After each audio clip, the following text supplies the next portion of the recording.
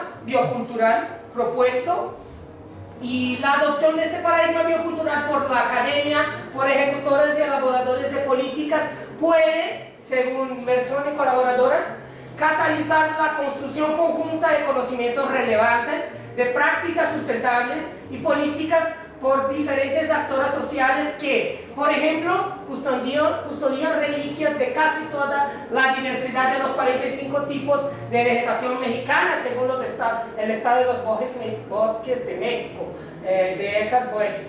La crítica, por ejemplo, que se hace al eurocentrismo en la academia en Latinoamérica, que está dentro de la escuela de la decolonialidad, se hace a partir también de una evaluación genérica, y hacen falta algunos diagnósticos detallados, por ejemplo, de los procesos formativos, de los planes de estudio, de los programas y de cómo funcionan nuestras universidades, lo que nos lleva a las preguntas de investigación.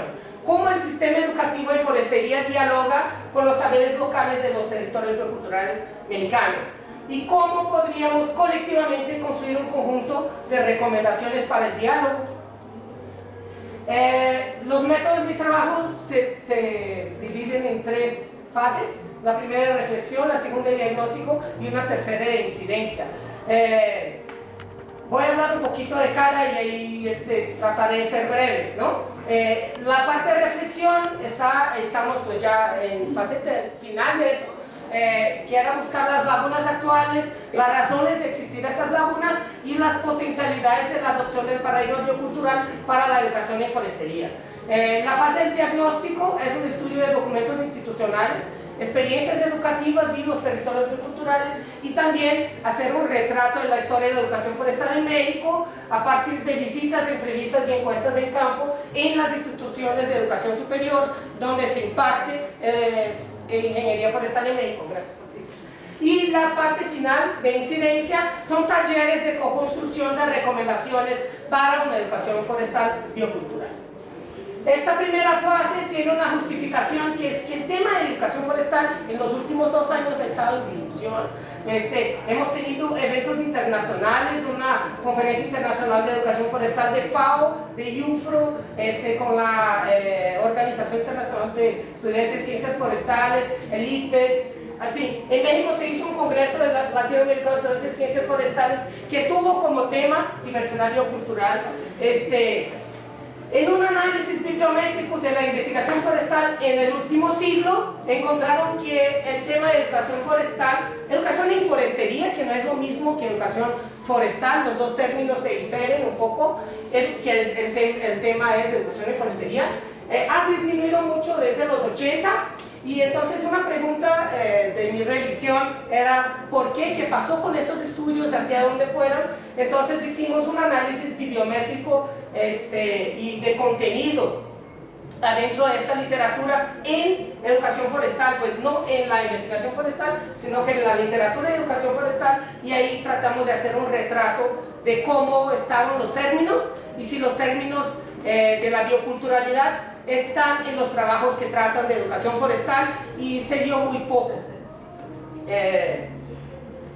Eso nos llevó a esta propuesta de artículo que está en fase final de elaboración, donde hablamos de la educación forestal y sus paradigmas hasta ahorita, de cómo la forestería biocolonial es biocultural, y algunas propuestas de transformaciones hacia una educación forestal biocultural, que serían básicamente, ahí están los tópicos, pues cuando lo tengamos listo les invito a leer, que serían equilibrar y cambiar las relaciones de poder, reconocer la diversidad de sistemas de valor y de conocimiento, aplicar metodologías culturalmente sensibles, pues el programa de posgrado en etnobiología y estudios bioculturales es algo en este camino, fomentar la participación activa de los diferentes sistemas de conocimiento y miembros de las comunidades de práctica, y promover el compromiso transformador con los sistemas bioculturales locales, paisajes, sistemas socioecológicos y ecosistemas, ¿no?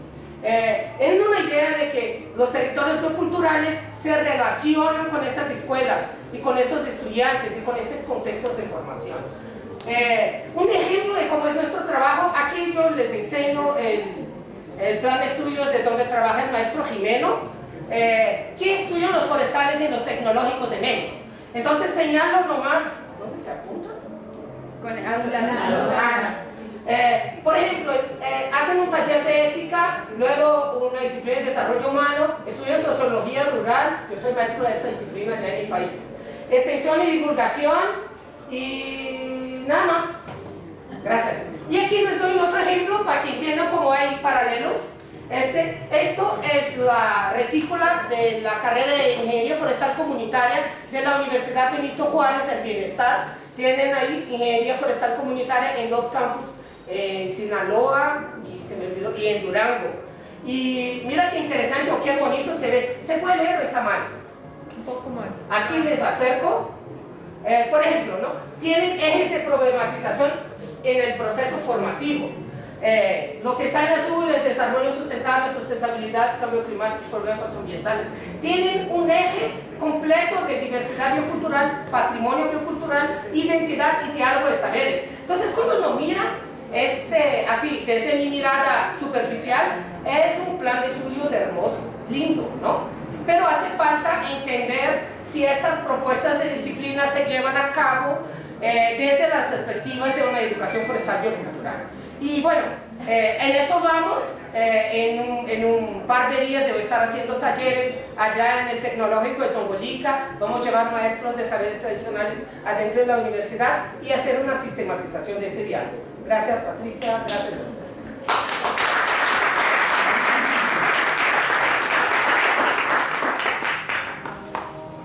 ¿Quién sigue? Bueno, gracias por ajustarte al tiempo, porque ya estamos todos bien cansados. Mariano Díaz Vázquez, del doctorado en Investigaciones Económicas y Sociales, también de la Universidad Veracruzana. ¿Estás aquí ya? Sí. ¿Quieres micrófono, Mariano? O... Yo prefiero el micrófono. Sin más. Entonces, Tengo la voz te un poco aviso ronca. a los 5 y al 1. ¿Quieres esto? Una cámara. Bien. Mariano.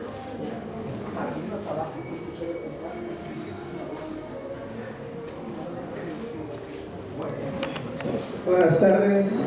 El cansancio es notorio, pero el ánimo no decae, ¿verdad? Soy estudiante del doctorado en Investigaciones Económicas y Sociales de la Universidad Veracruzana, en el Instituto de Investigaciones Económicas y Sociales, el Instituto de Investigaciones y Estudios Superiores Económicos y Sociales de la Universidad Veracruzana, pero a la vez mi formación básica es en sociología, soy sociólogo, tengo una maestría en docencia para la educación superior y bueno, ahora soy en el doctorado. Mi trabajo es como profesor en una universidad, en la Pedagógica Nacional, sobre la que voy a un poco referir ahorita, como es por ser el referente en el que yo ubico el tema de mi trabajo de investigación en el doctorado, que tiene que ver con las prácticas de justicia y las prácticas de justicia e inclusión en la práctica profesional de los profesores de educación básica, pero educación bilingüe. Entonces, esta foto que puse aquí es de un primer pueblo que está entrando a la sierra de Zongolica, en la región de las altas montañas. Tequila. Yo voy a mostrarles ahora, cuando hablo de profesores nahuas de recuperación de saberes ancestrales, lo voy a contextualizar en la región de las altas montañas, pero la región de las altas montañas tiene 57 municipios. Es una sección muy vasta. Entonces, concretamente voy a hablar de la región de la Sierra de Zongolica, que es un espacio mucho más reducido, pero a la vez, como se ha dicho aquí por los compañeros, voy a situarlos en la altitud. Va de los 1200 metros sobre el nivel del mar a los 2700, esa parte de la sierra.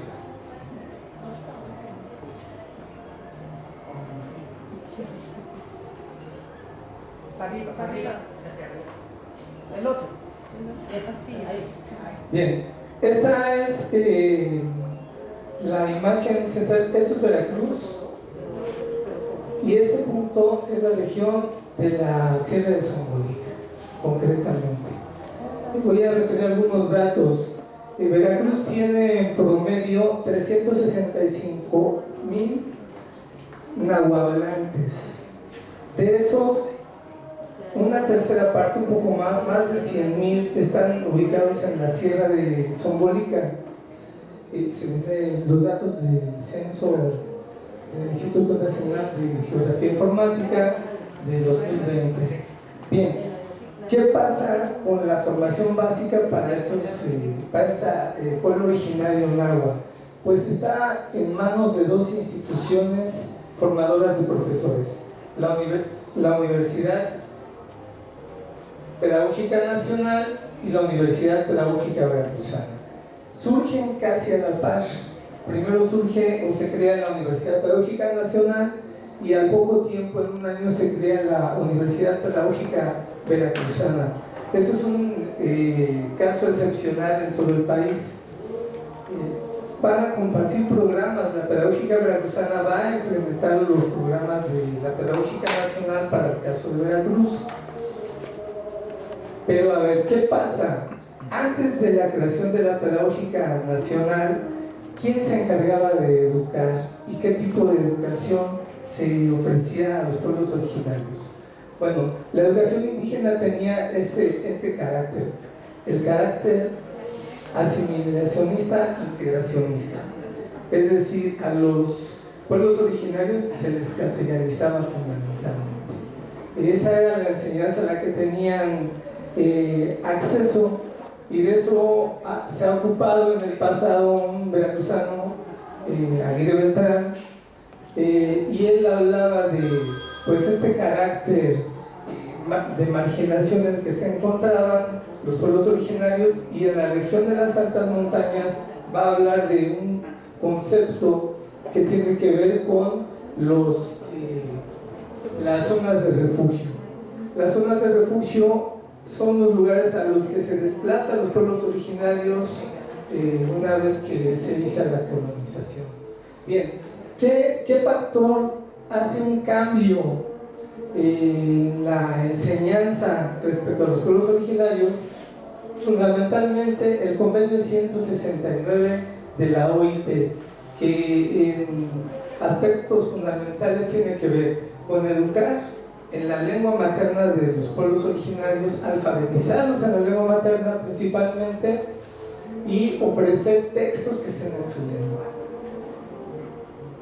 Por eso en el extremo pongo los recursos didácticos para la enseñanza que estaban a cargo de la Dirección General de Educación Indígena. En el caso de la Sierra de Zongolica se usaban textos en náhuatl, pero náhuatl del altiplano del país, que cuando se aplicaba a la región simplemente no aplicaba porque había una variante dialectal que no quería decir lo mismo, y eso generaba conflictos. Bien, entonces una educadora mexicana, Elsie Rodwell, dice que algo fundamental en la enseñanza es la lengua escrita, porque es una expresión de resistencia. Así es como se puede comenzar a expresar esa manifestación de demandas, por ejemplo, que de otro modo no podrían completarse. Günter Dietz igual plantea desde la antropología y la etnografía que la educación puede ser, desde la perspectiva intercultural, bilingüe, analítica, crítica y transformadora. Bueno, esto es muy interesante, pero ¿qué pasa? Los nahuas en la región de Zongolica no escriben en su lengua. La hablan, tienen la tradición oral, pero no escrita.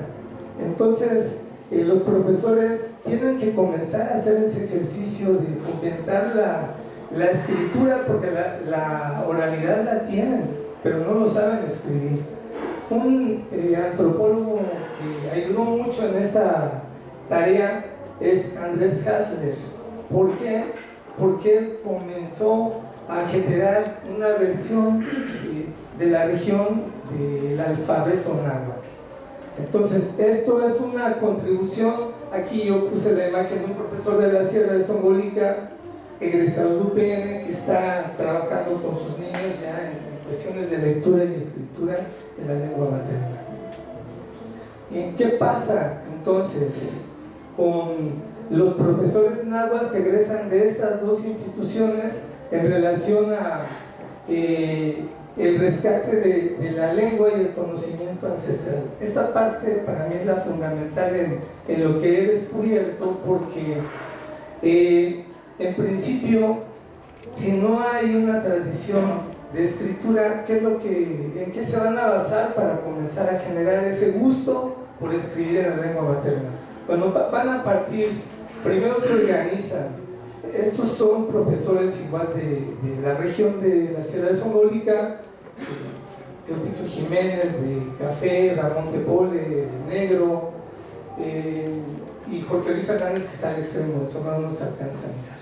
Bien, entonces van a dar el salto de la tradición oral a la escritura en la lengua materna. ¿Cómo lo van a hacer? Bien, pues van a valerse de lo fundamental. Si hay una tradición oral que tiene que ver con mitos, con leyendas, con principalmente prácticas culturales, fiestas, flora, fauna, que conocen, que la han podido transmitir oralmente, pero no la han escrito, entonces ellos van a comenzar a comentar esto. Que se hagan pequeños encuentros entre profesores donde lleven a sus alumnos y los alumnos presenten breves textos de que desde la oralidad puedan irse registrando en la lengua materna. Y de esa forma, entonces, comienza este ejercicio en 2003. Ellos constituyen un colectivo, el colectivo Xochitlatoli, que significa palabra florida, desde la perspectiva del náhuatl moderno de la Sierra de Zongolica. Bien, esto es lo que estaba ya refiriendo. Desde la lengua, ahora voy a vincular los saberes ancestrales con la enseñanza. Ellos han procurado rescatar las leyendas, las tradiciones y la poesía vinculadas al campo de la enseñanza del idioma náhuatl en los primeros años de la enseñanza básica.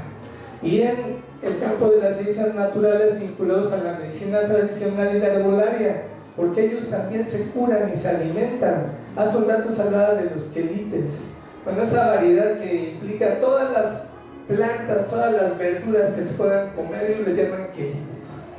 Sin embargo, no saben igual y no son igual de nutritivas.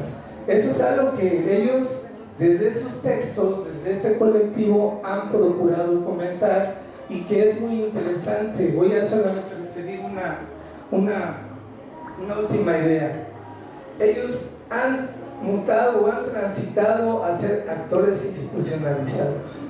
Hoy, muchos de estos que vieron en la imagen anterior son funcionarios en el sistema educativo indígena de Veracruz y están tratando de que su estrategia se lleve a todas las regiones del estado donde está la náhuatl. ¿Qué va a pasar? Eso es lo que ellos están haciendo, pero cómo lo están viviendo las comunidades originarias es lo que yo estoy interesado en explorar ahora. Es decir, ellos tienen la voz, pero los que no han hablado son los que pueden comentar y compartir mucho cómo lo viven en su comunidad. Y ese es el vínculo que a mí me interesa establecer entre los saberes ancestrales y la enseñanza, que no educación, porque la educación vendrá desde la familia y no en la escuela. Y aquí termino con esto, a lo que Carlos Calvo llama desescolarizar la escuela y fomentar lo que es el lenguajeo desde una idea que planteaba Humberto Maturana, y decía, hay que hablar, tenemos que dialogar, tenemos que comunicarnos y de esa manera podemos llegar a aprender más de lo que en la escuela, en sus muros podemos trabajar. Gracias. Buenas tardes.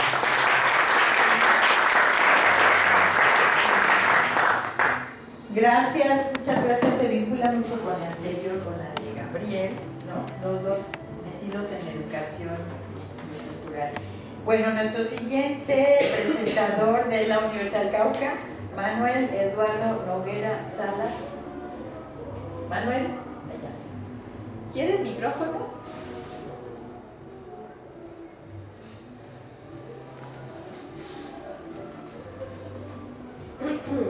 tenemos música de foto, espero que no les moleste.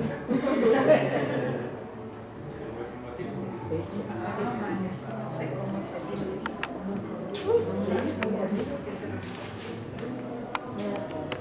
Yo no sé si esta cosa tiene entrada.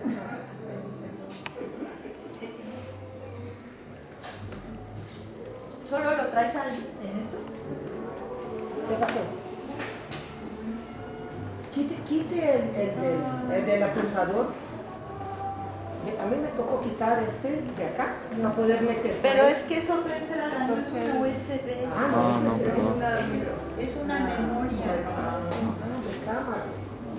Entonces, Se lo tiene de aquí, se la manda por el correo. ¿te la sabes de memoria? Pues cambia la compu.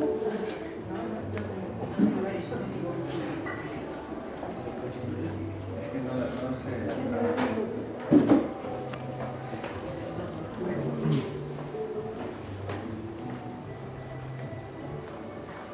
Para todos los colombianos, la música que estamos escuchando de fondo Está buenísimo. es lo que aquí le llamamos música norteña.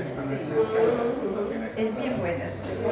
Hay buenísimos grupos y hay otros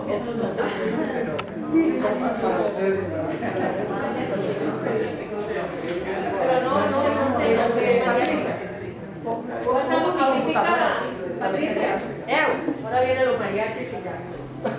Bueno, mientras le van poniendo la presentación, yo les voy contando un poquito en dónde se desarrolla mi proyecto.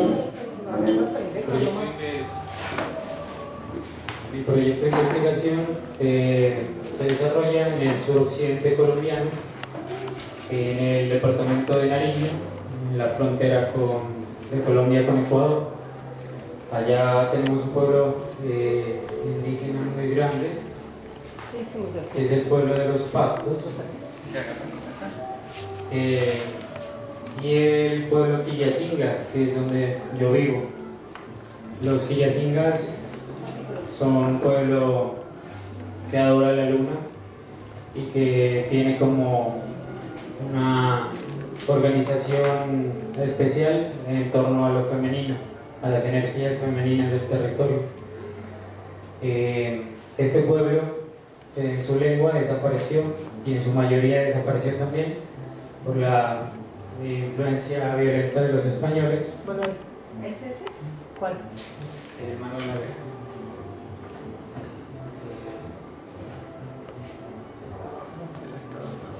El primer video. Yo he querido hacer mi presentación con un video que muestra la experiencia que tuvimos, pues una experiencia pedagógica, una minga muralista, en la que juntamos los intereses de los jóvenes, que es una de las preocupaciones más grandes que tenemos, es cómo seguir revitalizando estos conocimientos bioculturales en las nuevas generaciones. Entonces nosotros estamos trabajando en el marco de este proyecto, no tanto en el papel, sino en la comunidad. Y la escuela nuestra es el territorio, son los bosques, son los caminos y formas de pedagogía diferentes a sentarnos en un aula. Entonces nosotros juntamos este grupo de jóvenes para escuchar a los abuelos y para plasmar todo lo que el legado del pueblo originario Quillacinga ha dejado. Entonces tenemos música, tenemos estrategias pedagógicas como el canto, la música, la siembra de árboles, el cuidado del territorio y también el trabajo con plantas de poder. Las plantas de poder con las que nosotros trabajamos las utilizamos para reunirnos y conversar y transmitir la palabra, orientados también con el conocimiento de los mayores, de los abuelos, no solo de las personas, sino también del abuelo fuego, el abuelo tabaco, la abuela coca y el abuelo yagé, la abuela yagé, que es un bejuco enteógeno con el que los abuelos del Amazonas nos están ayudando a nosotros, con su conocimiento milenario, a recordar todo este conocimiento del territorio, y es el territorio el que nos va enseñando cómo actuar. Entonces también estamos como en un cambio de paradigma con la Iglesia Católica que predomina en estos lugares y que satanizó un poco el pensamiento de las plantas.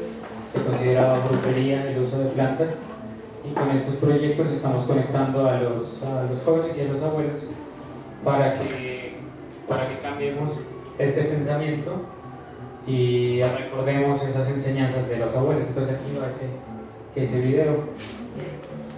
Acerca el micro para acá. Acerca el micro al ojo.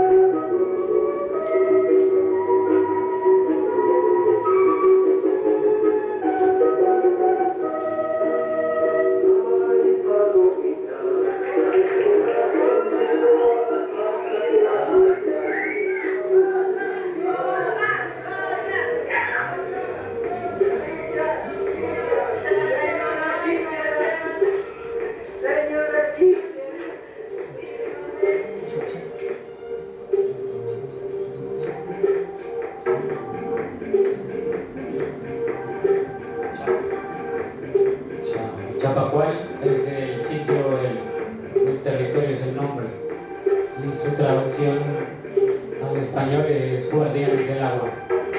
En este territorio nace muchísima agua, es como el elemento más importante.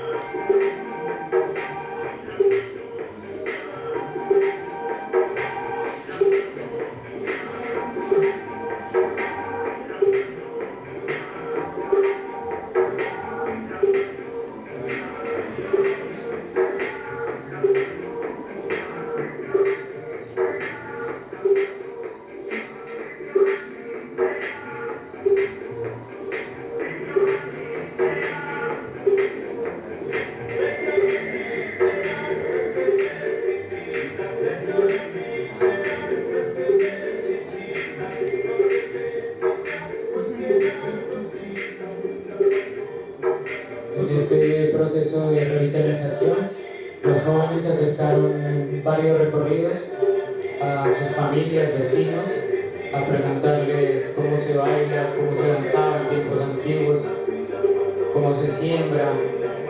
Todas estas preguntas llevaron también a plasmar en estas mingas muralistas todo ese conocimiento de los abuelos, conectado todo al territorio. También se integró en las representaciones gráficas. Aquí hay un mercado, todos los domingos la gente se reúne y lleva los productos de sus charlas y los comparte.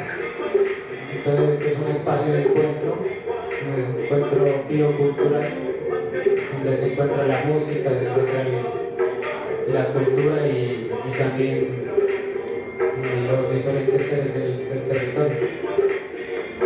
Aquí estamos pintando las banderas de la Huipala, con una representación también de la unión del proyecto del Tahuantinsuyo, la reconstrucción de la conexión de todo nuestro continente.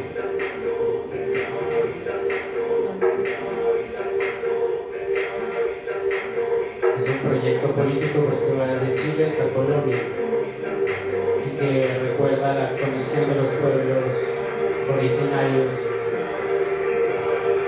de América del Sur.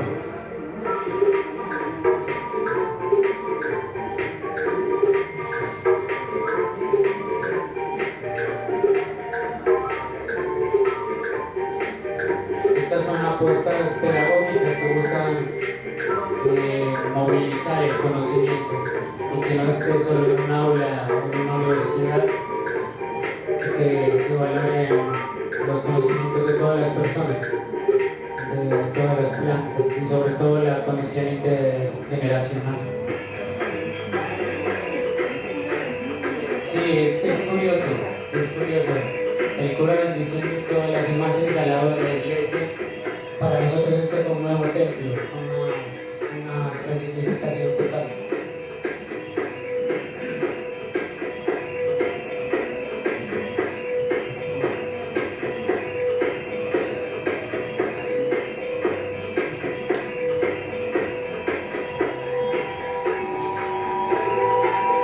Como pueden ver en el mural, el tapabocas que nosotros tenemos en la montaña. Es nuestro verdadero oxígeno, es nuestra verdadera protección.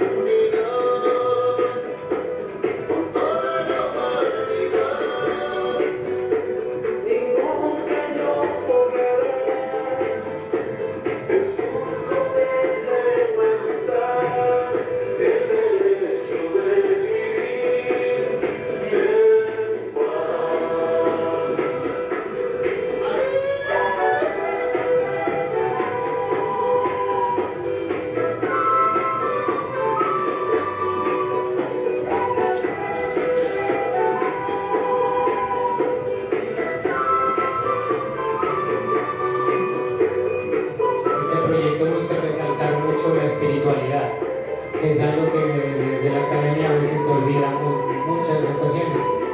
Entonces desde la espiritualidad, desde la ritualidad, desde la enseñanza territorial, es como queremos empezar la revitalización. Es el primer paso. Después ya pasaremos al texto y a otras formas de comunicar y conectarnos con la academia, pero lo más importante es la gente y la conexión entre todos los seres para poder entender las plantas de poder, entender los sentimientos de las personas, la conexión con el territorio, con las montañas, con el agua, y podemos entender como guardianes del territorio.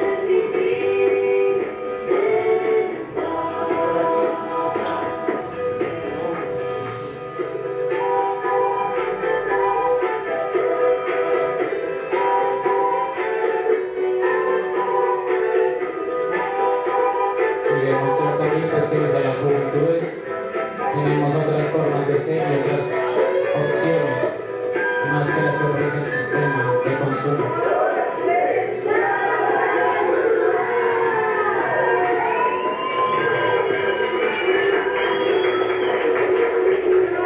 Estos procesos se han convertido en una forma de organización política y social y siguen avanzando. Ahora los jóvenes también están participando en los planes de desarrollo municipal, llevando todos estos conocimientos y este aprendizaje a otros niveles, y también pues con la academia nos hemos conectado para que todos los actores hagan un real y efectivo diálogo de saberes. Muchas gracias.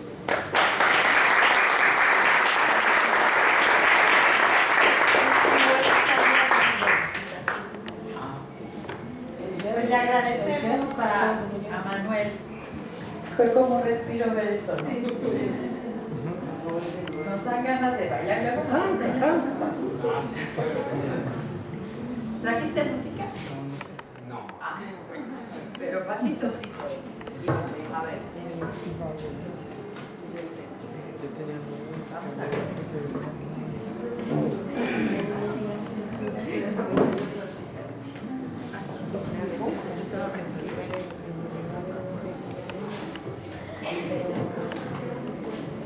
Bueno, quien sigue, Fabiola González, de la Universidad del Cauca.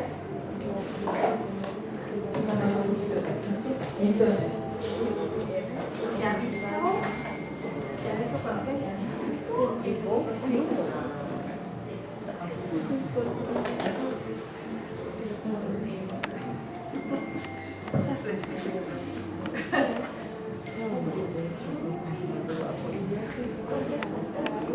Dos. Tenga paciencia, nos faltan dos. Y después bailamos. Pues no, creo que este es para arriba. Ajá. Y para marcarnos. ¿Cuál se usa para marcar? Para pasar para pasar.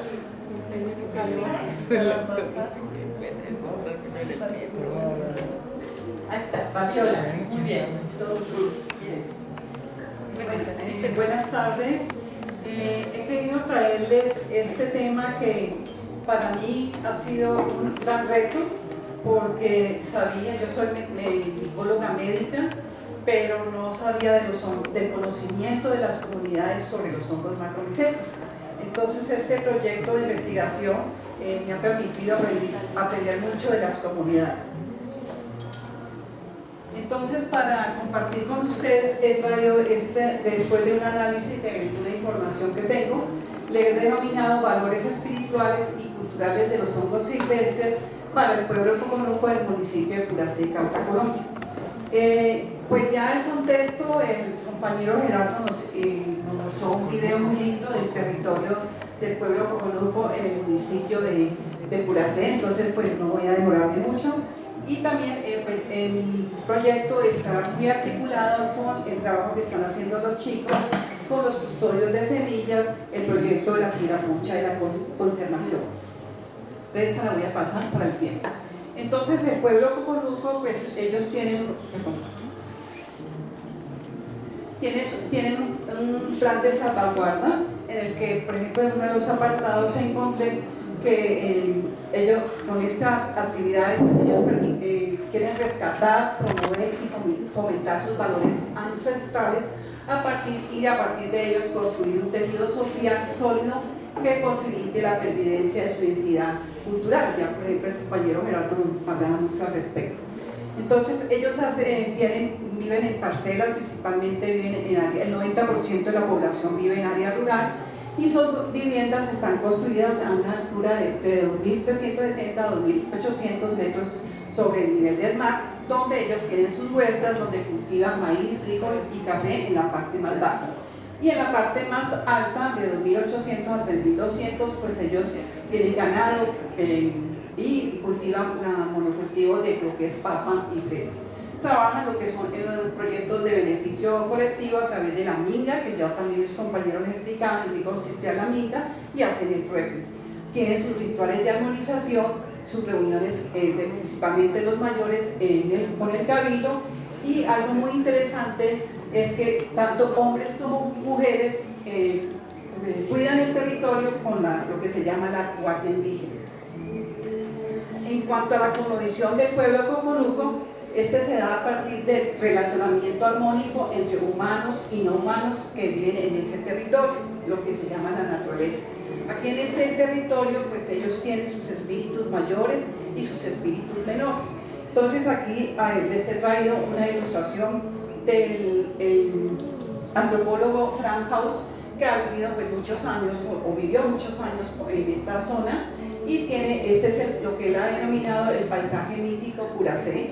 Está en el cabildo de Curacé esta ilustración. Entonces ahí él ilustra lo que son los espíritus mayores, le llaman el Jucas al volcán Curacé, que es, digamos, el papá del pueblo coconuco. También tiene el fantasma negra, el agro, el cuiche, las brujas del páramo, los duendes y los duendes. En la totalidad de este territorio, pues ellos dicen que es un espacio sagrado en el que suceden las prácticas culturales, espirituales, medicinales, productivas, de protección y preservación de su territorio. Entonces, a través del análisis de varias entrevistas que hice con la comunidad, pues me permitió hacer un análisis de la cosmovisión asociada a los hongos macromycetos silvestres por la comunidad del pueblo coconuco en el municipio de Curacé. Estoy trabajando una línea que es la etnomicología, que es un área o línea de la etnobiología que se encarga de estudiar el saber tradicional y las manifestaciones, implicaciones culturales y ambientales entre las comunidades, en este caso el pueblo coconuco, el pueblo del municipio de Curacé, con los hongos.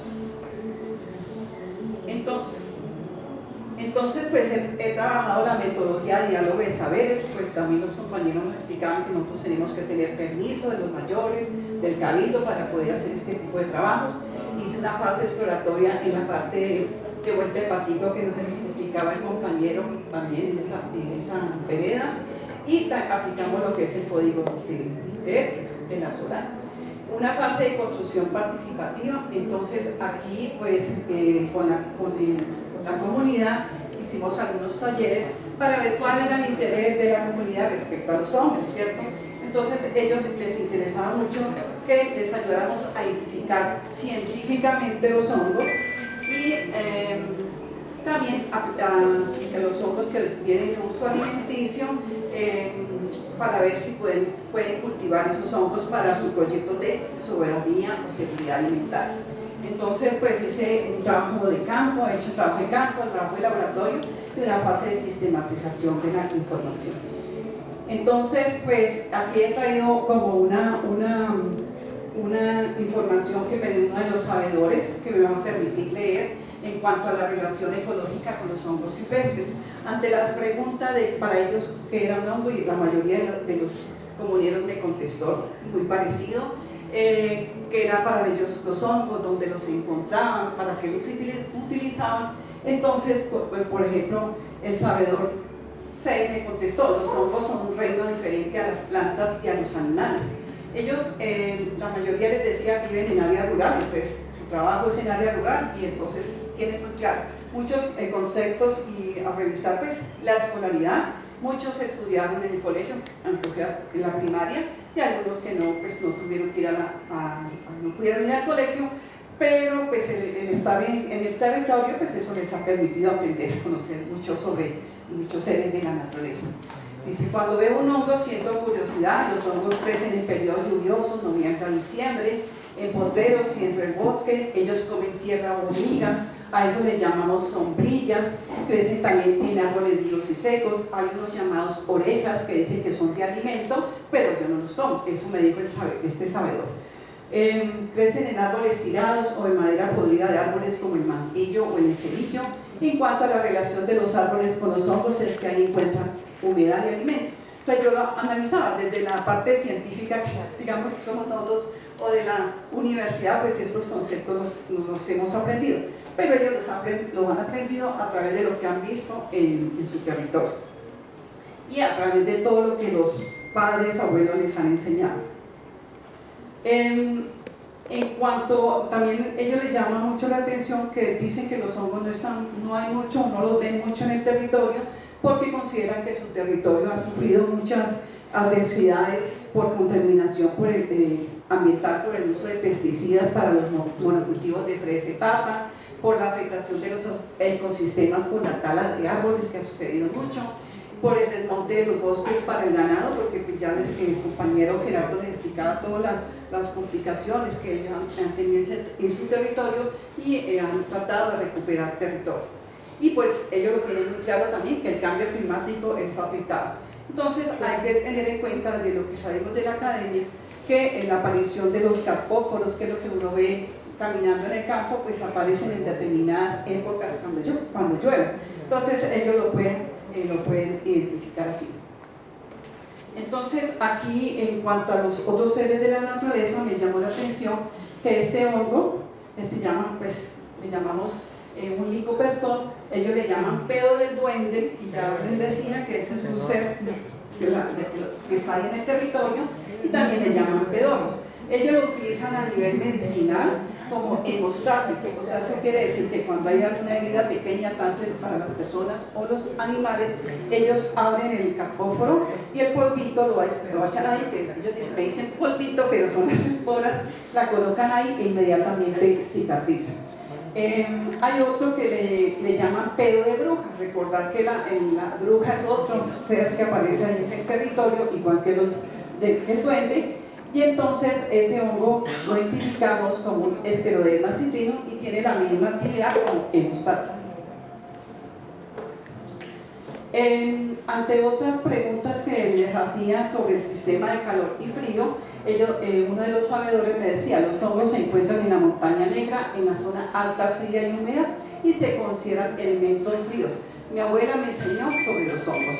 Entonces, el sistema de calor y frío es un sistema cognitivo básico entre los campesinos indígenas de los Andes y que relacionan su cosmovisión con el medio ambiente natural, espiritual y social. Lo caliente está lleno de fuerza y lo frío carece de ello. Entonces aquí miramos que ellos también asocian a que animales de su territorio pues utilizan hongos. Y finalmente otros hongos que ellos utilizan, y esto pues ya lo estoy trabajando con ellos para el proyecto de soberanía alimentaria. Ellos utilizan el nombre de cayambas a unos hongos que encuentran en unos árboles que le llaman palo bobo, que es el balso blanco. Cuando está tirado, ahí crecen estos hongos. Pues ahí tengo una ilustración de una de las sabedoras. Y ahí tenemos el Pleurotus digemor y el Echinus scleropus, que son los dos hongos de uso alimenticio en esta zona. Y esos son los dos hongos pues, que estoy trabajando, digamos, en el laboratorio para sacarles porque ellos están muy interesados en que cómo les podemos apoyar desde el proyecto para su soberanía alimentaria. Entonces la idea es hacer un protocolo para poder que ellos puedan cultivar estos hongos en su territorio y así poder no tener que ir al bosque. Y muchas gracias.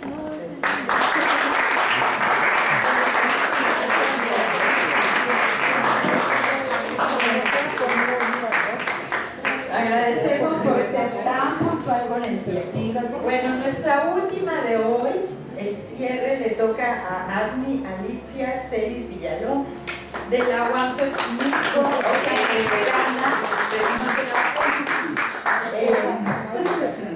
¿Quieres usar? Sí. Entonces te aviso a los alumnos.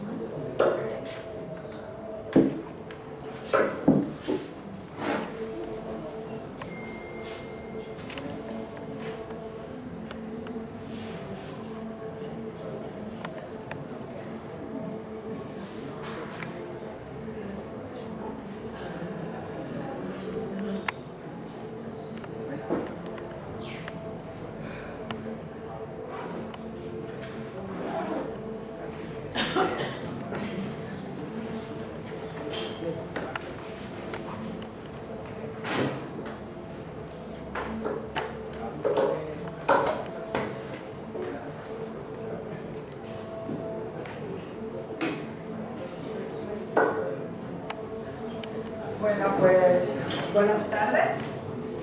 Ya, la última y nos vamos. Bueno, pues mi nombre lo han dicho, es Ceci Belón. Estoy en la UAM Xochimilco y he trabajado desde hace tiempo en comunidades de aquí de Veracruz, con la Universidad Veracruzana. Y bueno, tengo un asesor interno por parte de la UAM, Raúl Cabrera, y mi asesora externa por aquí de la Universidad Veracruzana es la maestra Cristina Núñez. Bueno, pues yo voy a empezar por el objetivo de mi proyecto. Este diálogo de saberes bioculturales a través de la cartografía social busca construir un conocimiento colectivo a partir del diálogo de saberes bioculturales con técnicos de cartografía social para la revaloración del conocimiento local como alternativas ante la crisis socioambiental en 2 comunidades rurales de Veracruz. Aquí lo que quería mostrar era pues los objetivos particulares y un poco como la estructura del proyecto como va al día de hoy. Entonces tengo mis aproximaciones, bueno, mi introducción con la motivación, cómo surgió el proyecto, las aproximaciones teóricas con mi postura epistemológica, las coordenadas territoriales con el contexto socioeconómico, cultural, ambiental, y la praxis y toda la parte de campo con las rutas que develan los saberes, y bueno, los alcances y los saberes que se encuentren en un 4º capítulo. Bueno, estas 2 comunidades de rurales de Veracruz pertenecen a la cuenca del antiguo río Jamapa, en la subcuenca del río Cedeño. Esto es Veracruz, la costa del Golfo de México, y toda esta sería la cuenca del río Jamapa, y la subcuenca del río Cedeño es aquí. Entonces estas comunidades están en la parte media de la subcuenca. Aquí se vería este acercamiento y bueno, aquí lo que muestro es, esto café oscuro es la parte de la ciudad de Jalapa, la parte urbana de Ciudad de Jalapa. Chiltoyac pertenece al municipio de Jalapa, y Almolonga ya está en otro municipio que sería el de Naulinco. Aquí lo que quiero resaltar es cómo pues empieza a verse la complejidad desde una mirada de pues los afluentes que van hacia el mar, ¿no? Desde una mirada de cuenca. Bueno, Almolonga significa lugar donde burbujea el agua, y es las 2 son comunidades de origen prehispánico. Almolonga son de origen totonaco y nahua, y actualmente son pueblos mestizos, ¿no? Almolonga es un pueblo fundado en 1572 con una hacienda cañera, y esta es pues la hacienda, ¿no? Un edificio principal de la hacienda, en la cual se celebra el Festival Afromestizo, y bueno, además se inauguró recientemente en 2018 el Museo de Etnografía de Almolonga, y en 2000, aquí está, Museo Comunitario de Historia de Etnografía de Almolonga.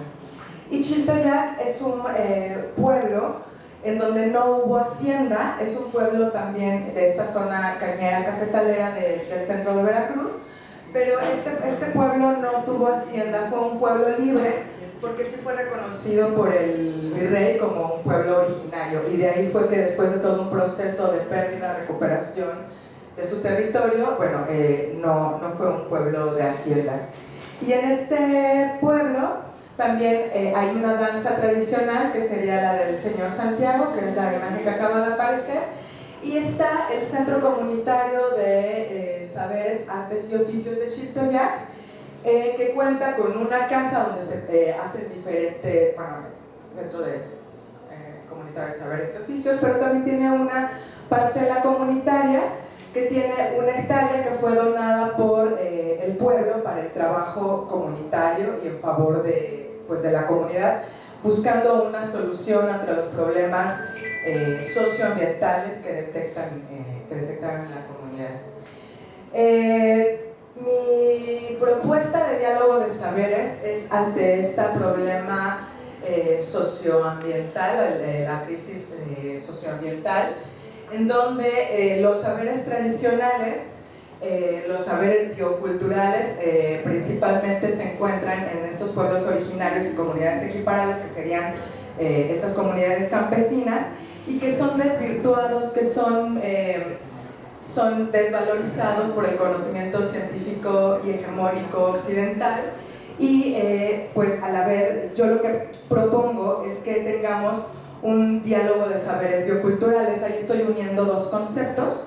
Entonces, en primer lugar, bueno, la bioculturalidad como una asociación entre la diversidad biológica y la diversidad cultural con diferentes expresiones en el territorio, la diversidad biológica con la expresión genética de poblaciones y de ecosistemas, y la diversidad cultural con la genética, lingüística y cognitiva. Estas se van expresando en el territorio, las diferentes prácticas que hay en el territorio, y bueno, de ahí se generan saberes. Estos saberes, bueno, se transmiten a través de la memoria y de la práctica, del hacer, y a través de la tradición oral. Como les decía, se pueden ver principalmente en esta relación, esta interconexión entre con los agricultores, los pastores, los pescadores, ganaderos, todos estos ejemplos, como estas personas que han resistido, existen aún en el territorio, dialogan, incorporan, se transmutan con sus conocimientos y aún permanecen y se mimetizan. Estos conocimientos siguen cambiando. Por otro lado está el concepto de diálogo de saberes, en donde comúnmente o muchas veces se habla del diálogo como si fuera saberes científicos y no científicos, pero en realidad va mucho más allá. No solo ahí es una apreciación binomial, y la idea es salir de esa apreciación binomial, tenemos mucha más diversidad, y entonces el diálogo de saberes en realidad el diálogo de saberes es cómo aprecian, cómo hay diferentes ideas, visiones, formas de vivir, de expresarse, de entender y de hacer y de ser en el territorio. Y en este diálogo de saberes hay una confrontación de identidades, de racionalidades y de imaginarios. Y entonces, con esto que yo estoy poniendo aquí, nos quitamos esta idea de lo académico, lo no académico, o lo tradicional y la ciencia moderna, ¿no? Va más allá de eso este diálogo de saberes, porque genera nuevas formas y distintas en favor de un bien común. Y bueno, es una apertura a otras voces y a otras realidades. Este diálogo de saberes escucha al otro y pues abre esta diversidad de conocimientos. Entonces, me parece que desde nuestra posición como academia es muy importante aprender y recordar que el conocimiento valioso no solo proviene de la ciencia. Eso es muy importante desde nuestro lado de la academia. Entonces, este diálogo de saberes bioculturales, como un concepto conjunto que estoy proponiendo, pues se propone escuchar los conocimientos de otras culturas y otras experiencias de vida, que son fuente de memoria y de experiencias, de conocimientos que han sido probados, transmitidos durante generaciones. Son conocimientos ancestrales que tienen una estrecha relación con el ambiente y a partir del cual se ha evolucionado y se ha diversificado en los diferentes territorios y de las sociedades humanas. Este conocimiento aporta desde las identidades e intereses saberes distintos que son muy importantes para la construcción de racionalidades nuevas. Entonces, este diálogo de saberes bioculturales va hacia esta apertura de otras voces y otras realidades. Yo propongo un método de intervención desde una postura crítica y compleja, en donde utilizo la investigación, acción participativa y la dimensión de la transdisciplinariedad para generar conocimiento colectivo, para generar conocimiento con las personas, no desde mí, sino desde las personas, y a partir de ellos pues ir tomando pauta en el camino del hacer. Esto como una metáfora de se hace conocimiento al andar, entonces el conocimiento lo vamos haciendo juntos, no es que yo vaya y les vaya a vertir. Y la técnica transversal que se usaría es la cartografía social, en donde se hace a través de un mapa un abordaje de la problematización de los territorios y ayuda a unificar y a unir lenguajes, ¿no? Una herramienta gráfica a través de la cual podemos dialogar no solo desde la parte oral, sino también de la parte gráfica, y en diferentes ejercicios pues también la parte corporal. La investigación tuvo un primer momento en donde se tenía que explorar, se tenía que preguntar a las personas para dónde iba. Yo no impuse las ideas, tenía que preguntar con ellos qué pasaba para ver este rumbo del caminar. Y bueno, entonces hubo diferentes actividades en Almolonga y otras actividades en Chiltoyac, en donde se obtuvieron diferentes mapas. Estos mapas son de Almolonga, se obtuvieron 4 mapas, a partir de diferentes talleres y diferentes pláticas con las personas. Fueron 6 conversatorios, 83 personas participaron, en donde en la historia se plasmaba los rumbos y cómo iba cambiando la tenencia del territorio, en la vida cotidiana, lo que ellos hacían comúnmente, sus lugares de encuentro, sus prácticas cotidianas, y después en la parte de fiestas, cuáles son sus celebraciones, sus ritos, ¿no? Por dónde pasan en el pueblo. Y un cuarto mapa, que fue más allá de lo que se esperaba obtener, fue un mapa de campo en donde ellos pusieron en dónde sembraban qué, por dónde pasa su agua limpia, por dónde pasa su agua sucia, cuáles son sus fuentes de agua, dónde hay basureros, cuáles son las partes antiguas donde se siembra y las partes más modernas donde han cambiado la producción que se siembra. En Almolonga también se hizo unos talleres y participaron 8 personas y se obtuvieron 52 sitios, y yo lo que quiero resaltar son los que se relacionan con el agua. Este fue el mapa que se obtuvo y se obtuvieron, hay 12 sitios relacionados con el agua, y el agua en esta comunidad es algo que suena bastante, pues tiene contaminación de su agua en el río Cedeño, que proviene de aquí de Jalapa, y este lugar tiene muchos ojos de agua. Entonces para ellos es constante y sonante los cambios que tienen. Además hubo una construcción de un libramiento carretero, y eso hizo que también perdieran o se deterioraran sus fuentes de agua. Este fue el libramiento, y bueno, este es un pedazo del río en un recorrido que se hizo.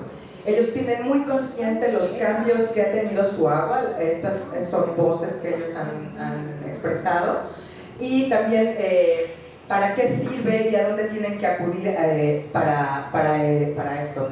Ahorita en lo que vamos es en estos saberes bioculturales que se están encontrando, cuáles son, hacia qué se refieren. Y entonces se está hablando de la siembra de la parcela comunitaria, la siembra en la parcela comunitaria de Chiltoyac. Hay diferentes maneras de abordar, de hacer comunidad, de trabajar, de decidir qué se siembra. La siembra de milpa y tonamil en Chiltoyac, que es una siembra de invierno, y que es una siembra también, pues desde hace mucho tiempo la gente dice que es lo que le dejaron los antiguos, ¿no? Y se sigue haciendo.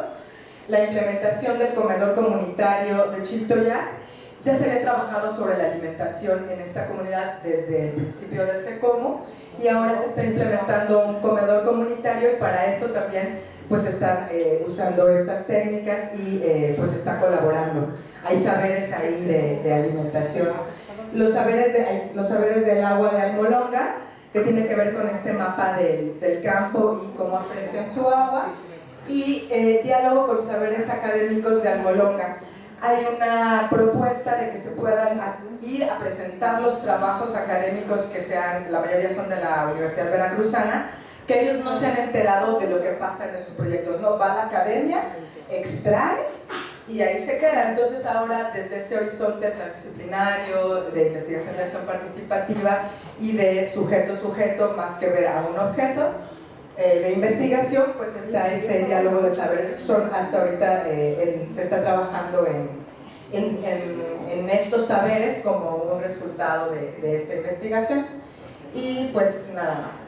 Creo que si favorecemos la generación de nuevos mensajes a partir de experiencias vivas, si generamos experiencias comunitarias en lo colectivo, vamos a poder hacer un cambio en nuestro entorno y una posible reconfiguración de la esperanza colectiva desde un futuro posible que no sea catastrófico de esa crisis socioambiental. Gracias.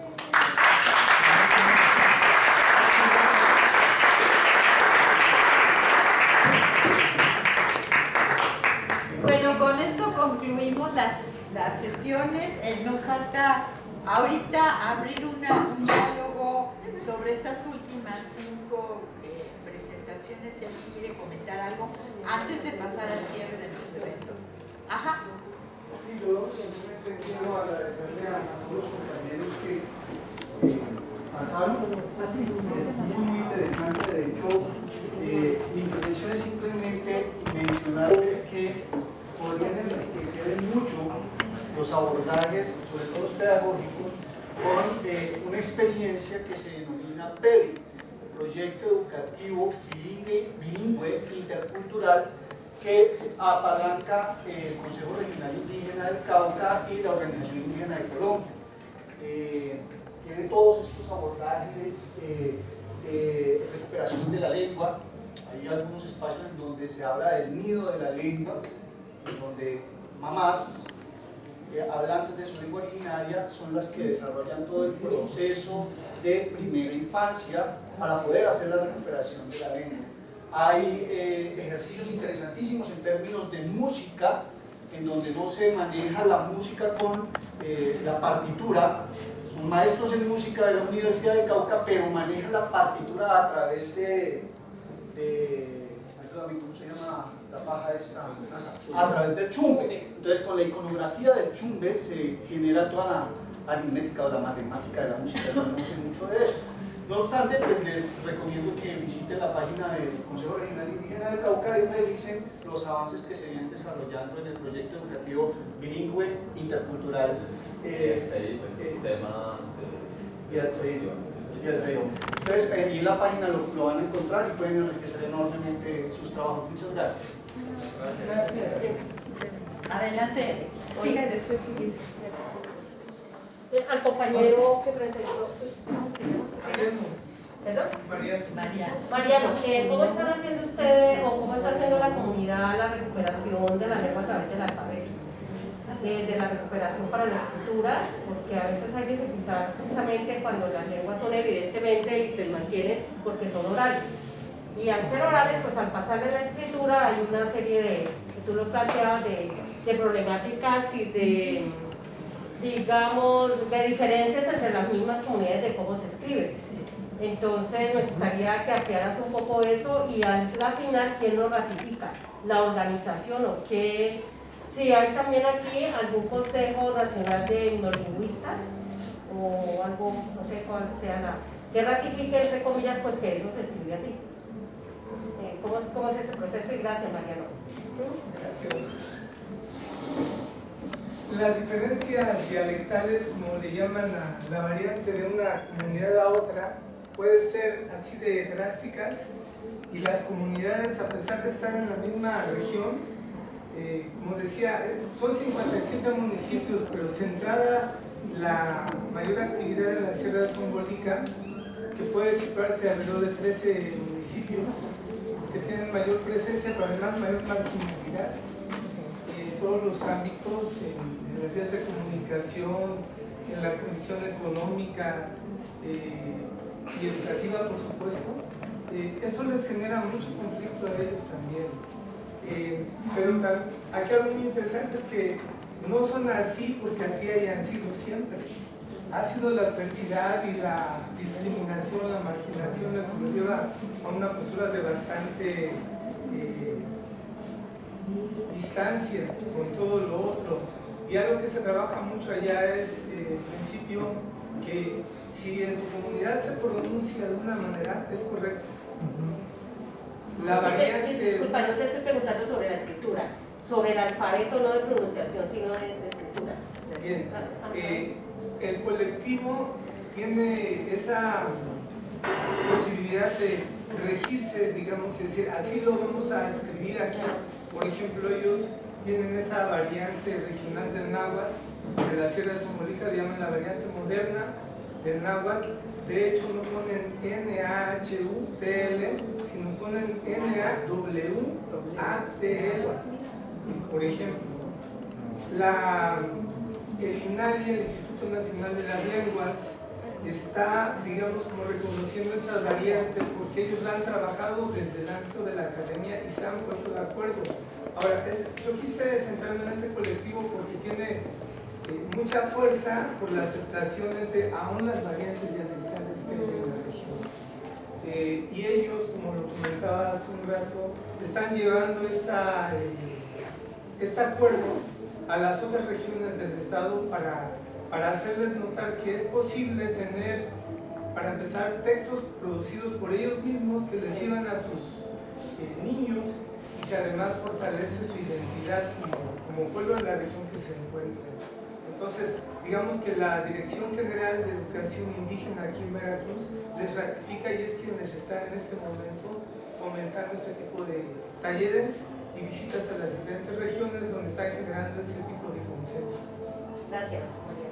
Lo que yo sé, para agregar un poquito más, es que a través de este antropólogo lingüista de Hassler, que es el primero que propone una gramática para escribir, pero él ha tenido la sensibilidad de que está trabajando con los señores, con los viejos de los pueblos, y ha ido tiene un trabajo de mucho tiempo en Zongolica, precisamente para con ellos acordar, y también con las otras zonas nahuablantes de Veracruz, que son las de la Huasteca, que hablan otro tipo de náhuatl. Entonces, lo interesante es que está haciendo, hasta donde yo estoy enterada, no sé, Mariano, tú sabrás más, pero sí me parece así un poco de fuera de lo poco que conozco, es que está haciendo como un proceso muy horizontal, en donde las regiones, los señores que más saben, y además muchos profesionistas educados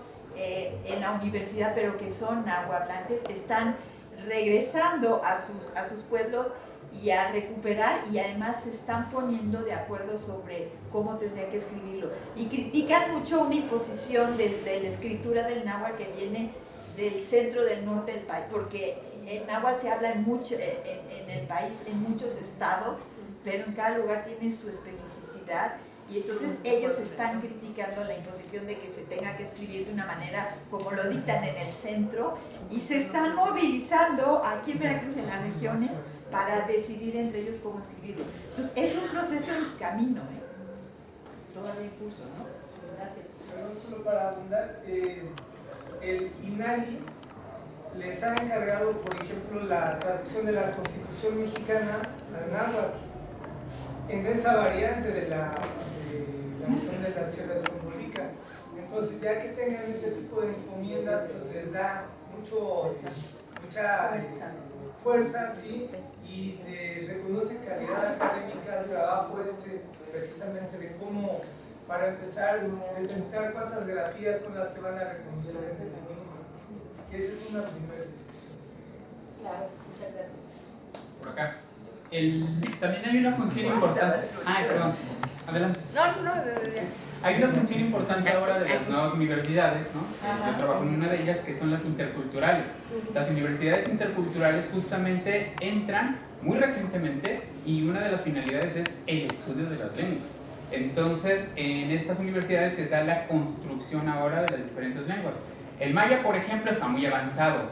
los mayas tienen así como sus niveles de TOEFL, pero en maya, ¿no? Entonces están súper avanzados, hay un acuerdo muy grande y las otras variantes se están construyendo y a la par se van desarrollando. Las universidades interculturales tienen esa misión y función. Entonces, mediante los diagnósticos que se hacen de los estudiantes en las comunidades, lo que se busca es justamente recuperar mediante tradición oral y la construcción de las palabras, ¿no? Y llegan a consensos con los sabios. Entonces, y llegan a consensos platicando historias. Queremos saber el pasado y ya saben que ocupan ciertos verbos. Quieren saber del futuro, les preguntan ciertas cosas y usan los verbos. Y ahí es como lo van desarrollando y llegando a un posible consenso.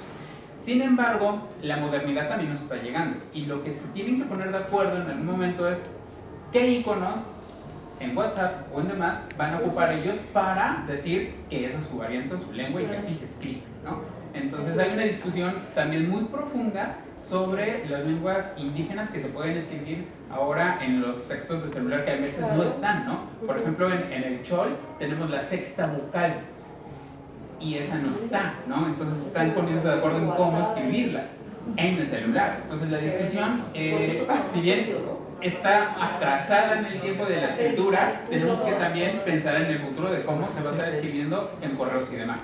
Lo que tuvo de suerte el maya fue que se acomodó. Ah, ¿se va a decir esto? Bueno, lo construimos así. Y entonces se fue acomodando y el lenguaje se ha ido construyendo, ¿no? Conforme va avanzando el tiempo. Y creo que también ahí, si uno quiere ser como muy purista, muy metódico, pues la modernidad va a seguir avanzando, los chiquitos van a seguir creciendo y se van a ir olvidando algunas cosas. Nosotros tenemos un libro de Chile Amashito que fue traducido al chol y al yocotán.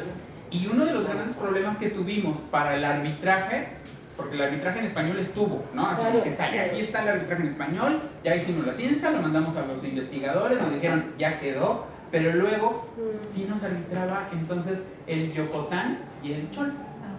Y ahí nos quedamos así como que, bueno, va a ser una publicación semicientífica, pero con un profundo sentimiento de acercamiento hacia las comunidades, ¿no? Entonces, la construcción de la lengua, pues sigue así, en una construcción, y quizás simplemente se tenga que adaptar, porque muchas de las lenguas también eran iconográficas. Claro. Muy bien, muchas gracias. Olivia. Bueno, yo nada más, un poco con relación al video que presentó Manuel Eduardo. Sí. Bueno, y ya de hecho también un término que he estado escuchando en muchas pláticas, la minga, que no me queda claro que es como una reunión, un consenso. Es un trabajo colectivo, comunitario, de pensamiento para la cultura. Como una faena. Conjunto. Sí, pero es cultural. ¿Sí? No es pues que ahí nos juntamos y eso ya es minga. Es un trabajo que viene desde mucha tradición cultural. Es como aquí será la mano de vuelta, o aquí es, ¿cómo le llaman mano de vuelta? El teclo. Pero en donde tú me ayudas, yo te ayudo, pero en el colectivo. Entonces, por ejemplo, para las grandes cosechas, esa es la minga, incluso hasta para las carreteras o para hacer algo en común, y es obligación que tú tengas que participar. No, me da pereza, yo no voy, me da flojera, no. Entonces es cultural y es en ese marco colectivo en donde se desarrollan mingas. Y ahora viene la minga no solamente del quehacer, que es pues era muy relacionado con el proceso agrícola, por ejemplo del proceso del maíz, o sea, el poder tumbar, cosechar, hacer varias de las actividades son en minga. Pero luego tú le tienes que dar un poco de lo que le llaman aquí al partido, parte de tu producción al otro, al que te colaboró. Claro. Eso es uno. Y lo otro es también que ahora también se hablan de mingas de pensamiento. No es solamente la minga para el quehacer, sino para el pensar y para, por ejemplo, todo este tema de las lenguas, o cómo vamos a hacer el plan curricular, ¿okay? Se habla mucho de mingas. Entonces tomó una connotación mucho más allá de lo que es lo cultural para pasarlo incluso a la academia, para pasarlo a otras actividades como festivales, pero que tengan que ver con la parte cultural. Se da mucho, es un término muy andino y muy suramericano. Gracias.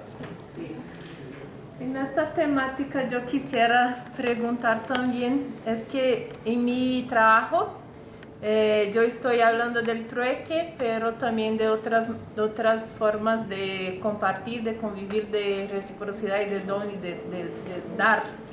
Y ahí aparecen otras cosas como la faena, que es el trabajo comunitario, que es obligatorio, la mano vuelta, que es para sembríos y que se da entre familias. Pero también está el invitar y el compartir que se da entre gente de la misma familia cuando llegan del trueque con un montón de cosas, ahí se comparten las cosas. Y el convidar, que es cuando se lleva un platillo a una vecina o a una amiga, un familiar. Y también las fiestas patronales tiene la ayuda a uno, la ayuda mutua, que es cuando se comparten comida con toda la comunidad. Y quisiera entender si en otras partes de México, porque estoy hablando de las comunidades cafetaleras aquí, de Veracruz, y ahí pregunto a todos si en otras partes de México esto también resuena y si en Colombia también hay estas otras maneras de convivir que no solo la minga y el trueque, ¿no? De economía. Para la región Chol de Tabasco sí es igual, ¿no? Excepto en la fiesta patronal, donde se pone como una tarifa general para todos, ¿no? Entonces dicen, vamos a comprar 3 vacas y tenemos que aportar dinero para las 3 vacas para las fiestas patronales. Y a todo el que llega, bueno, tienen en específico sus convidados. Los convidados van a ser los padrinos y que tienen que traer velas hechas a mano para los santos. De hecho, hay una publicación buenísima que se llama Caminar de los Santos y tiene que ver cómo estas comunidades llegan a recoger a los santos y entonces lo hacen en la fiesta patronal. Y después se los llevan a su comunidad y los van a tener ahí por unos meses. Y van girando los santos hasta que regresa a la festividad de la fiesta patronal y lo comparten. Entonces es muy bonito eso, ¿no? Pero ese es el caso de los convidados y la fiesta patronal es así como la llegan a desarrollar para esa zona. Las comunidades campesinas en Boyacá y bueno, en Colombia también hay una cosa muy parecida que se llama el convite. Y el convite es para arreglar todo lo que esté mal dentro de la vereda. La vereda son los lugares donde están todas las familias reunidas y se llama comunidad, entonces, o las juntas comunales. Y a partir de las juntas comunales se hacen estos convites también para intercambio de productos, o de pronto hay alguna familia que esté muy necesitada, que a veces ocurre avalanchas, ocurre algún desastre natural, entonces se hacen esos convites para ayudar a esas familias. Aquí había una persona. Es sobre lo de Manuel, ¿tú sobre eso? Ah, tú sigues sobre eso. Aquí yo le voy a decir algo a Manuel. Ok, básicamente en las comunidades indígenas en Colombia, sí, efectivamente, más allá de la minga en los pueblos que están asentados en el área andina, también hay ejercicios de reciprocidad y de solidaridad alrededor de las diferentes expresiones espirituales. Uno de ellos es el saqueno, que es la fiesta nasa en términos de de las semillas, ¿sí? Es el matrimonio entre el sol y la luna, se hace toda una representación de un árbol espiritual, de un espacio espiritual, se llevan las semillas, se hace un compartir de semillas, ahí hay todo un ejercicio de dispersión de las semillas en todo el territorio, y además hay ejercicios muy bonitos en donde le comparten comida a todo el mundo, a todos, a los propios, a los extraños. O sea, hay un ejercicio de don permanente en todos los escenarios. Aunque lamentablemente el ejercicio hegemónico es el que nos ha inventado el hecho de que somos individualistas, pero fundamentalmente las comunidades indígenas son muy solidarias. Gracias. Pues solo decirle a Manuel que me parece como muy interesante que o sea, tú dijiste que empezar por ellos, qué es lo que sienten, algo así, ¿no? Como primero la fiesta, primero ese acercamiento a través de la actividad que nos enseñaste en el video, y después viene lo otro. Entonces, como que yo quería dos cosas. Una, saber si si así se dio, así lo previste, así funcionó, cómo fue que esto va primero. Y por otro lado, pues que también considero que esta parte de la fiesta como algo de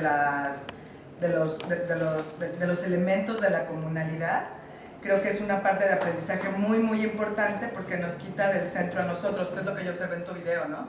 Tú no estás en el centro, están todos los demás y apareces tú, pero como parte de, ¿no? En tu trabajo es muy evidente la forma en la que nos lo mostraste, que tú no estás en el centro y primero los pusiste a ellos. Entonces, pues me gustó mucho y saber cómo lo pusiste primero o si así se dio. En realidad, desde esa espiritualidad las cosas se van dando y es como el sentir de todas las personas en el encuentro lo que va generando las situaciones. Entonces yo no tuve que planear nada, sino que ya lo puedo contar después de que pasó. Y así vamos construyendo todos con la intuición, con el encuentro de las plantas. Entonces es la coca la que nos va también orientando, nos dice, bueno, esto es lo que vamos diciendo en nuestra palabra, después tomamos ya que sí, y dice, bueno, vayan a la montaña, suban un cerro alto y desde allá visualicen el territorio. Bueno, ahora qué vamos a hacer, vamos a sembrar.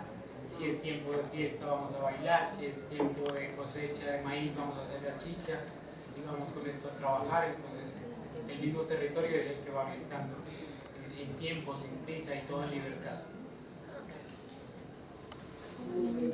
Yo le preguntaría cómo le hiciste para interesar a los jóvenes en entrar en ese proceso. Los jóvenes estaban muy aburridos, sobre todo con el encierro de las cuarentenas. Algunos escapaban para ir a tomar o los criticaban en sus casas.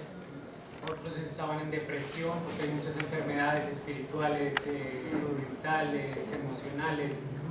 Y al poderse encontrar en esto como un espacio diferente, al sanarse uno, al sanar su espíritu, su cuerpo, también se sana la tierra.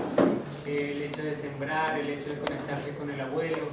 Muchos de los jóvenes nos decían, bueno, yo no sabía que mi abuelo tenía tanto conocimiento y que yo tenía cerca algo tan importante que ahora lo puedo poner en práctica y que pueda ser mucho más grande, mucho más feliz mi vida. Y todos los jóvenes se sienten llenos espiritualmente. Entonces, yo creo que los jóvenes se han interesado al encontrar unas salidas a ese sistema tan caótico y oscuro que se presenta en estos tiempos. Que me pareció súper bonito ese colectivo de chavos pintando, haciendo colectiva musical y luego bailando. Sí, realmente. Y lastimosamente pues no me alcanzó el tiempo para mostrar otras formas también, ¿no? Porque también tenemos siembra, fortalecimiento de chakras, siembra de árboles, cuidado, observación de animales y como la integración con todo la bioculturalidad. Pero además hay un elemento bien interesante, ¿no? que se sumó a este espacio que tenías y que fue la bendición del padre, ¿no? De la iglesia y demás. También creo que ahí los padres, ¿no? Formados de cierta manera ortodoxa ahora, están como abriéndose a ciertos lugares y decir, bueno, si es un espacio donde se van a formar, donde van a estar bien, pues adelante, voy a esa comunión con ellos también, ¿no? Entonces, creo que eso para mí fue lo más representativo del video y creo que rompe de cierta manera estigmas, ¿no? Y además se apropian más del lugar las personas de los otros. Eso es fabuloso. Rompe los miedos también, ¿no? Porque la religión ha dado demasiados miedos. La religión fue punitiva, totalmente.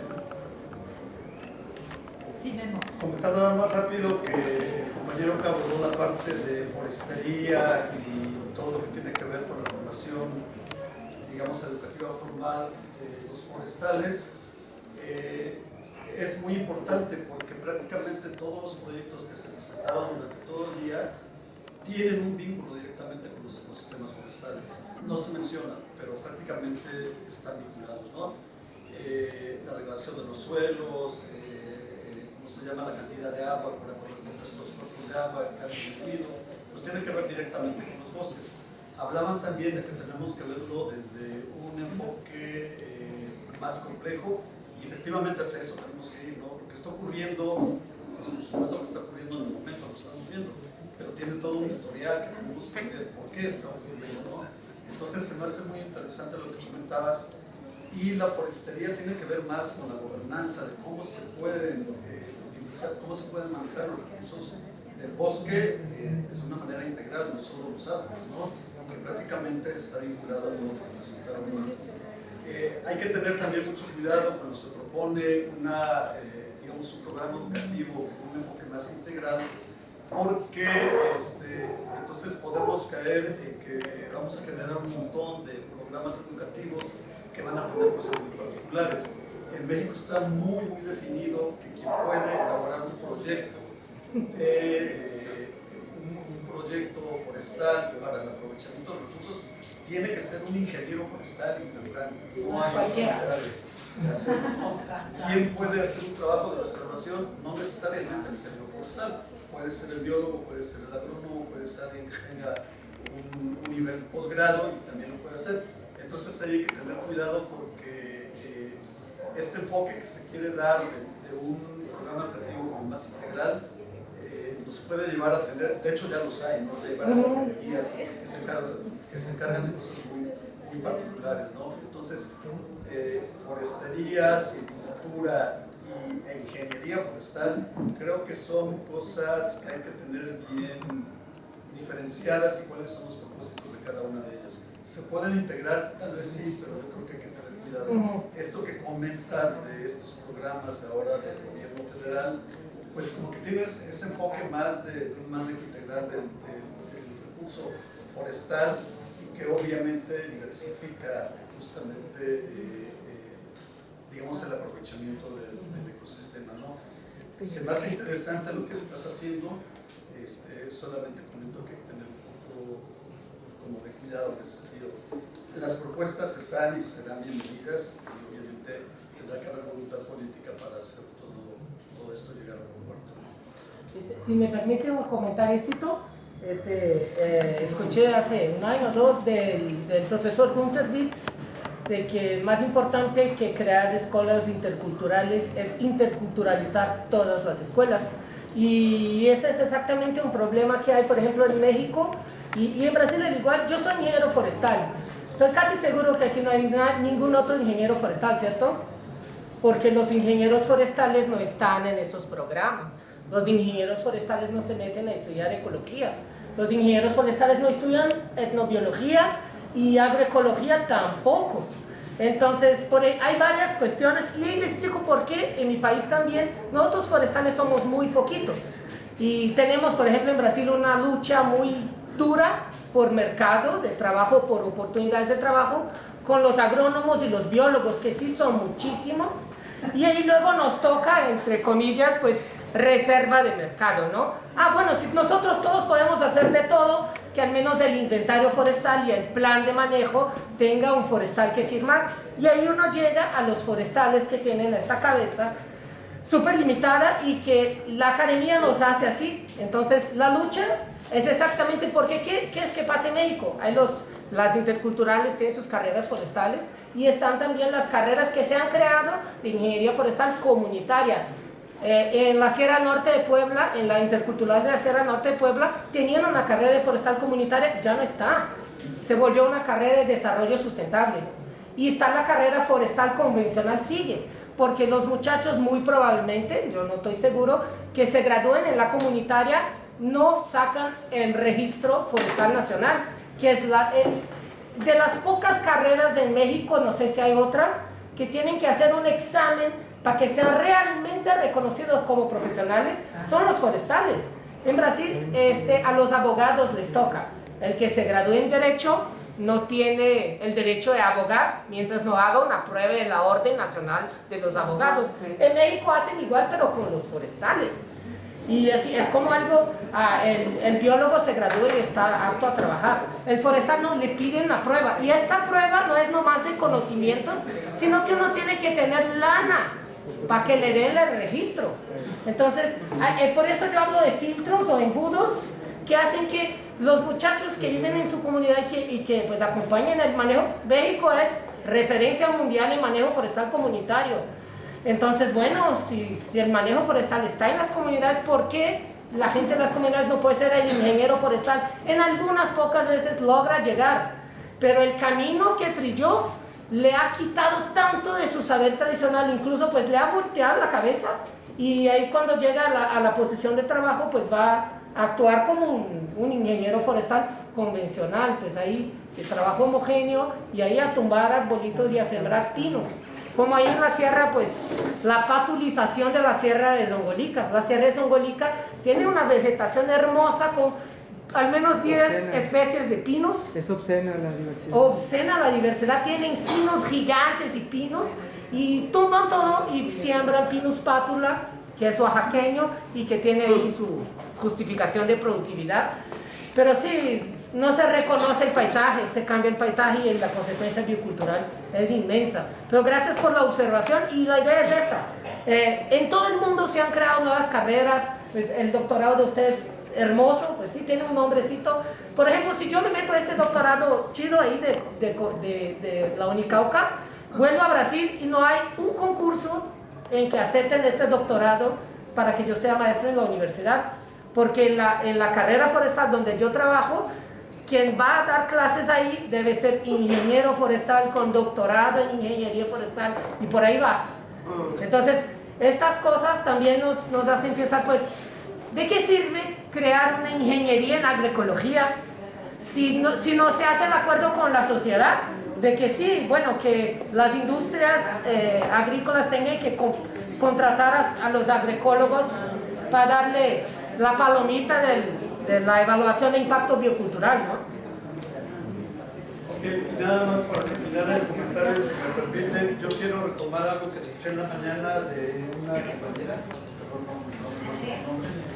y yo creo que es bien importante lo que ella decía, ¿no? Tiene que haber una comunicación social de conocimiento, porque de nada vale que se genere, que se quede y que se respalde con una metodología de investigación que tiene que llevar, digo, sus análisis respectivos, y que se quede por ahí archivada o guardada. Lo mencionaron 2 o 3 veces, y creo que es muy importante eso que tú propones, y presentaron algunos productos justamente de divulgación, y creo que también hacia eso hay que dirigir todo lo que ustedes están haciendo. Todos los trabajos son bien interesantes, pero hay que dirigirlos hacia un público objetivo. ¿Quién verdaderamente necesita? Digo, los conocimientos están ahí de parte de las comunidades, y es esto que ustedes hacen a través del diálogo de saberes, pero lo dijeron también la compañera Mateo, ¿no? O sea, hemos ido a extraer el conocimiento, los saberes de la gente para nosotros justificar el hecho de que somos científicos o que tenemos conocimiento. Mentira, el conocimiento se genera a través de todos los saberes de la gente. Solamente que ellos pues, no tienen una formación, digamos, formal, cuestión de profesión, pues, y pues se queda ahí nada más como el saber de la gente, ¿no? Creo que es importante entonces que se busquen estrategias, o que ustedes busquen estrategias para divulgar ese conocimiento que están generando o que están sistematizando. Y hay un montón de productos de divulgación que se pueden proponer, y hay que definir muy bien el público objetivo y el impacto que van a tener. Dijeron algo muy cierto, ¿no? Cada vez que escuchamos impacto lo relacionamos con una cuestión negativa, y falso. Hay impactos positivos. ¿Cómo evaluamos esos impactos realmente, y cómo proponemos estos productos de divulgación de conocimiento? No vamos a hablar de ciencia, de conocimiento, no de saberes. Con eso pues pasamos ahora al cierre de nuestros anfitriones.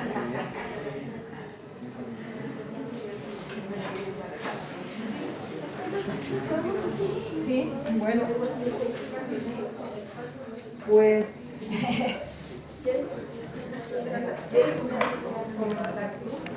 bueno, pues habíamos pensado, Cristina y yo, como en este cierre, pero lo vamos a hacer muy colectivo. Creo que la charla está muy linda, incluso si alguien quiere expresar algo, ¿no? Como parte de cerrar este encuentro, este primer encuentro, que además de sumamente interesante, creo que fue muy cálido, como que hubo mucha cercanía, mucho cariño también, ¿no? A pesar de ser un día y todo tan rápido y todo tan intenso, me me di cuenta que los pasillos, bueno, estábamos ahí en el predio, ¿no? Hubo ese encuentro.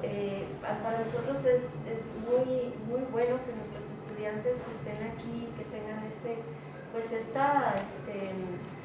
esta experiencia, ¿no? de trabajo y de escucha y de interacción, y que además haya sido presencial. En realidad yo lo siento como un regalo, es un regalo de la vida, sí, de esas veces que, como si fuera la primera vez incluso, ¿no? Porque pasó tanto tiempo, entonces realmente estoy muy agradecida de que haya ocurrido, muy agradecida de todo el esfuerzo de ustedes de venir acá, de los estudiantes, de todos los que nos acompañaron, que son también de diferentes instituciones, las compañeras del Estado de México, José de la Universidad Intercultural de Tabasco, Andy, Mario, todos los que nos acompañaron, que añaden a la riqueza de todo lo que se discutió. Yo creo que aquí, para mí, si pienso de todo lo que ocurrió, hay dos cosas que resaltaron: la creatividad, que lo vimos en cuestiones como muy tangibles, los videos, los libros, los chocolates, pero también la creatividad en el pensamiento, ¿no? En rebasar, en saltar fronteras, ¿no? Entonces, una creatividad pues de los jóvenes en un momento muy fuerte, porque también vimos coincidencia en las problemáticas, ¿no? Muchas de las problemáticas. Entonces, me motiva mucho escucharlos, me motiva mucho escuchar estos caminos nuevos que están abriendo, ¿no? Y bueno, y saber qué está ocurriendo en Colombia. Creo que esto es un primer momento, y creo que de aquí se derivan varias líneas de trabajo que podemos darle seguimiento de formas muy distintas, que pueden ser a través de movilidades, a través de proyectos, a través de cursos, ¿no? Que a lo mejor puedan venir gente aquí a dar algunos cursos específicos, que pensemos de manera muy creativa cómo podemos darle vida a estos convenios que tenemos, y que pues están abiertos para que sean útiles, ¿no? Para ambas partes. Yo estoy muy agradecida en realidad. Mañana todavía vamos a tener la fortuna de convivir un poquito.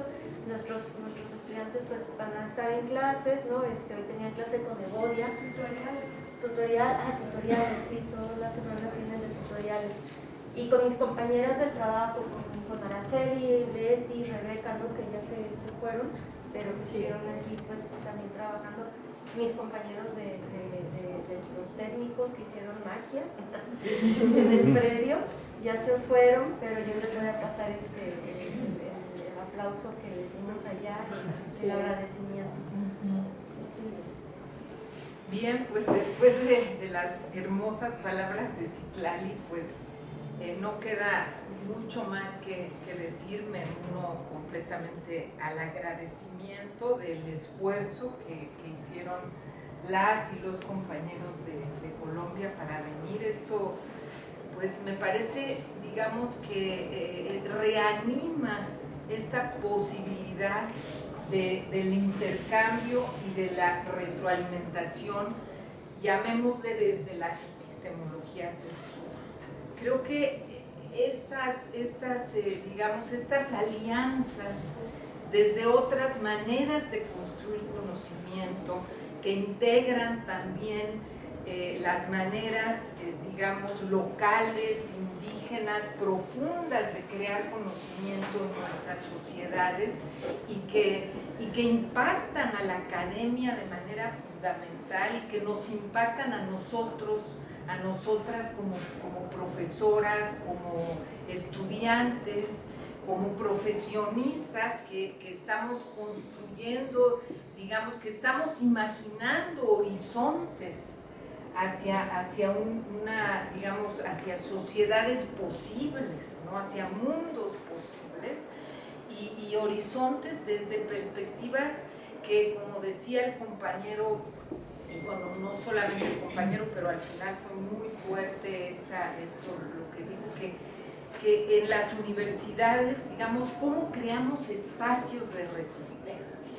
Y finalmente yo pienso que esto que creamos, que estamos creando en este encuentro, es un espacio para abrir los horizontes hacia nuevas posibilidades, no solamente de crear conocimiento, sino de relacionarnos con la sociedad y de cumplir este propósito fundamental de la educación y de la universidad pública que se debe a la sociedad. Y esto me parece muy, muy relevante, que estamos haciendo desde islas en la universidad, porque en las universidades, porque bueno, sabemos el contexto de una academia, digamos, sumamente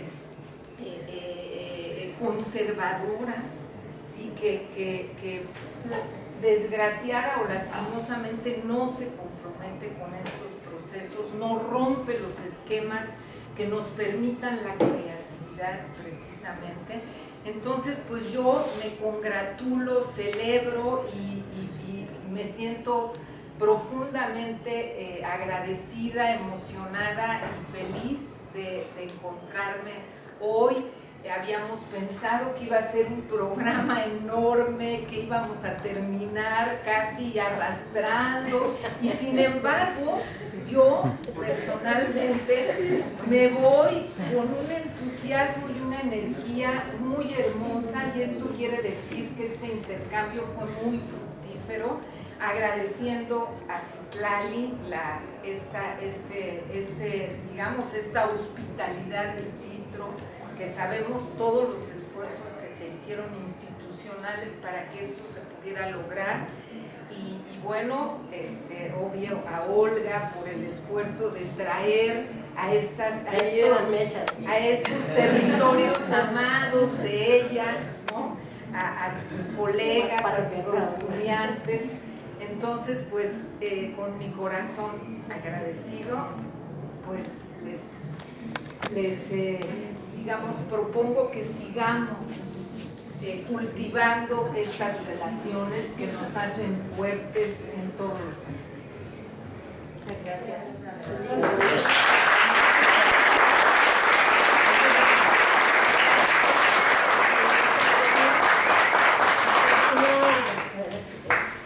Pues también agradecer muchísimo a las compañeras, a Citlali, que son un compromiso así como inmediato, a Cristina y a todos y todas ustedes, porque estos son procesos.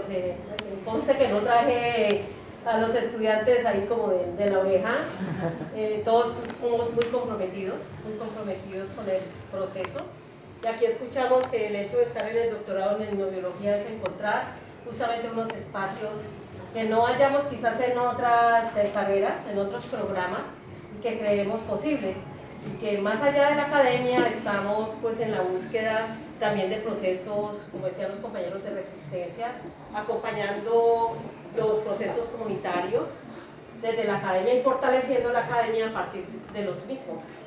Entonces, tenemos que hacer una escuela también con nuestros compañeros y compañeras profesores, porque a veces esa resistencia la encontramos en la misma academia y en las mismas, y en los mismos profes, compañeros de nosotros y nosotras. Entonces, pero eso va abriendo camino, y tenemos nuestros grandes maestros y maestras, como son los compañeros de las comunidades, que mucho y de manera muy bondadosa, como la señora que nos hizo el favor de y muy rica la comida, de darnos y ofrecernos esos platillos. Esto es con esa bondad, con ese cariño, con esa sencillez y humildad que siempre tenemos que aprender, pues con eso decimos todo, ¿no? Es así.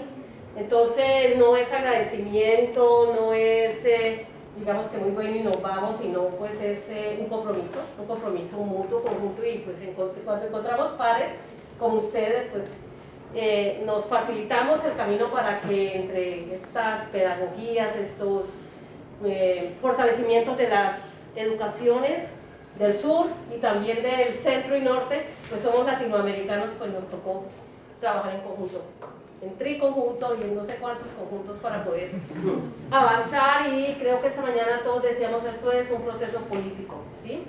Y la educación es política de la buena. Entonces, en eso estamos, porque no es solamente, como decían las compañeras, hacer pues un trabajo con comunidad y no entregar, entre comillas, devolver, y nos fuimos y nos graduamos. Ya no estamos, creo que todos los que estamos aquí no estamos haciendo eso.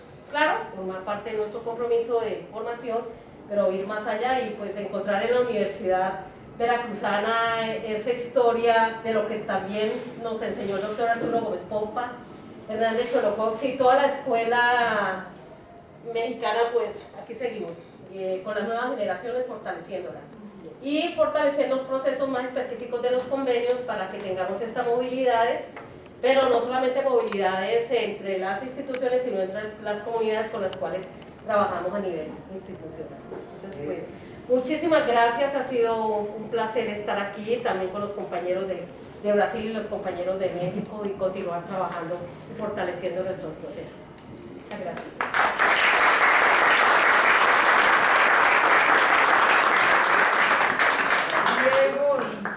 Yo quiero tomar la libertad en nombre de los estudiantes. Yo fui hasta recientemente representante alumna de los estudiantes del doctorado, entonces quiero aprovechar para hacer un agradecimiento a Citro por el espacio, por tener proporcionado esto a nosotros, porque el Citro no es tan así, ¿no? Entonces, tener este espacio para nosotros que somos de la bioculturalidad nos llena del verbo esperanzar de Paulo Freire, ¿no? Entonces, el verbo que es acción, que no es solo la esperanza en el emocional, en el sueño, pero de acción, de estar moviendo mundos para construcción de estos mundos posibles. Entonces, desde dentro de la universidad, que es nuestra lucha mayor, ¿no? Entonces agradezco mucho y estoy muy emocionada y muy feliz de estarmos todos aquí coincidiendo en este día. Gracias.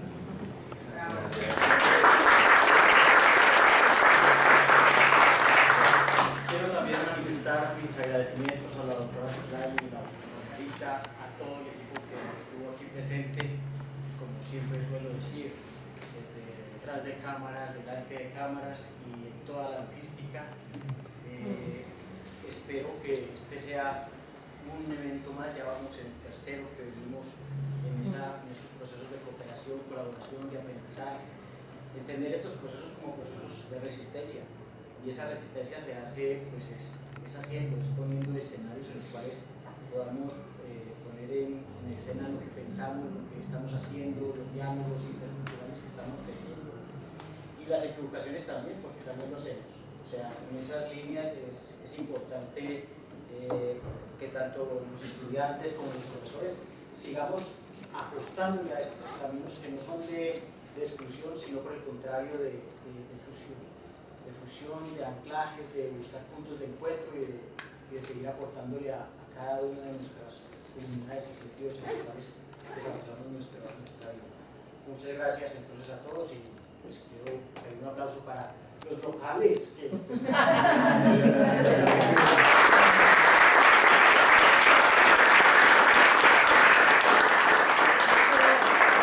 Como quedaron dulces colombianos, le doy la palabra ahí a la Andrea, que es nuestra representante estudiantil, para que en nombre de los estudiantes, a ver, diga unas palabras.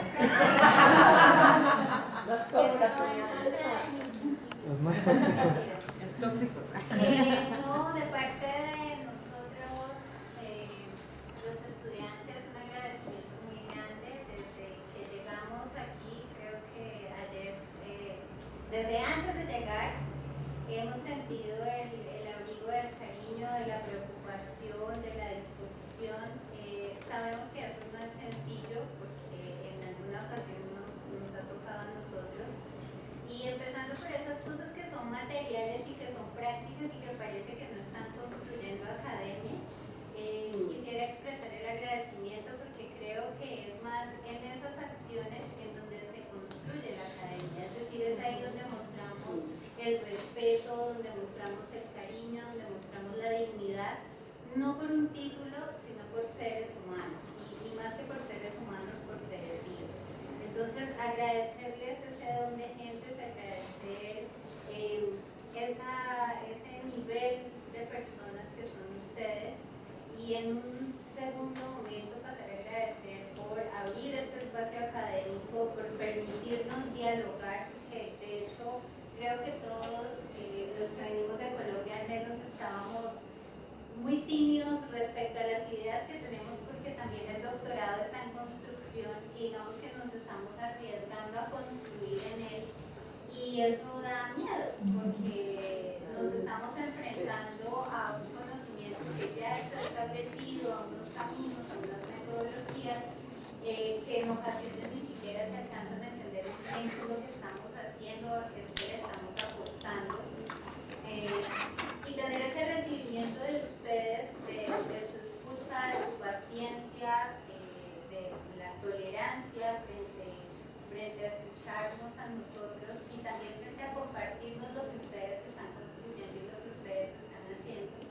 pues es maravilloso y creo que a todos, hablo por todos mis compañeros, nos llena de esperanza, ¿no? Y nos da fuerza para pensar que pese a que la academia es un lugar donde se intentan homogeneizar las ideas y homogeneizar los sueños, estamos abriendo espacios chiquitos para generar lo contrario, es decir, para generar diferencias y para apostarle a cosas distintas.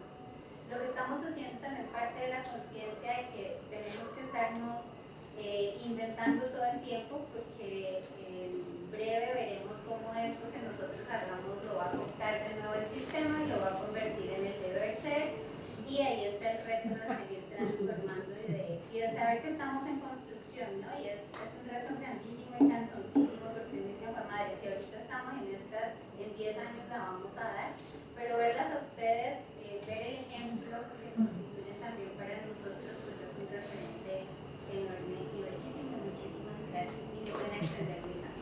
Gracias, Andrés.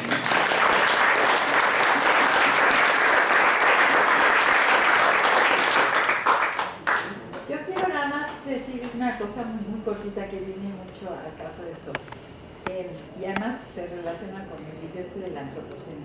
Yo creo que para empezar, la mayoría de ustedes son jóvenes, son chavos del siglo XXI. En el siglo XXI es donde van a desarrollarse ya en toda su magnitud y a donde lleguen. Entonces, eso me parece que esta diversidad de entradas, de miradas, de iniciativas, de herramientas, de reflexiones que hemos estado escuchando el día de hoy, es por donde, de todas maneras, es por donde hay que ir, porque precisamente en una institución académica que de por sí pues tienen que ser rígidas porque pues son instituciones académicas, el abrir estos espacios y el dar el chance para que cada estudiante desarrolle sus ideas y se agarre de las herramientas y de las visiones y enfoques metodológicos que le funcionen, eso me parece que es el aprendizaje para este nuevo siglo.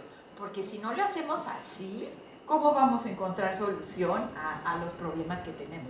Hay que buscarlo de nuevas maneras, ¿no?